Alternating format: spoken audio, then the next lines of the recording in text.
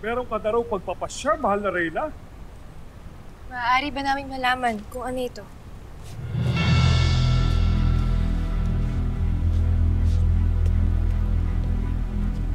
Pag-isipan ko na ang bawat panig at punto ng lahat.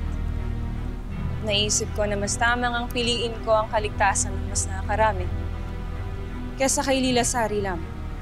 Ngunit hindi ko pa rin ito matatanggap pagkat labag ito sa aking paniniwala at sa mga pinahahalagan nating mga diwata. Hindi ko ibig pagtaksila ng isang diwata na binigay sa akin ng brilyante ng tubig bilang tanda ng ating pakikipag-isa. Hindi ko rin ibig magbuwis ng buhay o ng buhay ng aking kapatid o ng buong Encantadia. Kaya mas pipiliin kong iligtas sila nang hindi natin ibibigay kay Hagor ang kanyang hinihingi.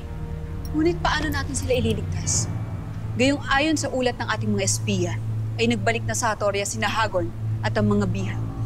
Mahal na Reyna, alam naman natin lahat na napakahirap pumasok sa Hatoria.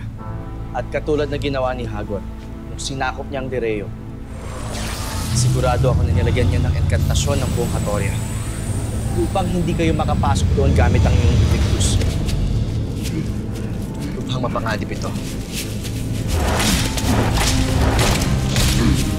Hindi ako makakapayag na gawin niyo ito. Ang nakikita ko lang paraan upang iligtas si Ibrahim ay kung lulusob tayo at makikipagtikma sa labas ng palasyo. Ngunit ito'y mapanganib. Bago pa mangyari ito, baka kulin na. Baka paslangin na sila ni Hagor. Iban na lang kung isasagawa natin ang aking plan.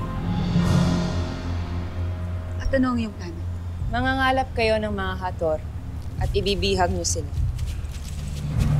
Ngunit hindi niyo sila papaslangin. Gamit ang kanilang mga kasuotan, papanggap tayo bilang mga Hator. Nang sa ganon, mas madali tayong makakapasok sa kanilang palasyo nang hindi tayo napapansin.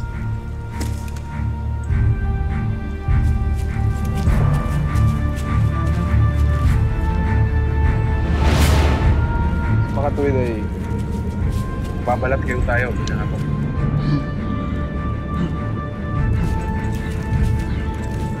At sa sandaling makapasok tayo sa kanilang palasyo, mas madali nating mahahanap si Ibrahim at si Peren at mapapakawalan. Mas madali na rin natin silang makakalaban sa loob ng kanilang palasyo. Magandang ideya to, amihan. Subalit kailangan natin mag-ingat. Dapat natin tiyakin na walang magkakamali kahit isa sa atin. Lalo na kapag nangalap na tayo ng mga Hator.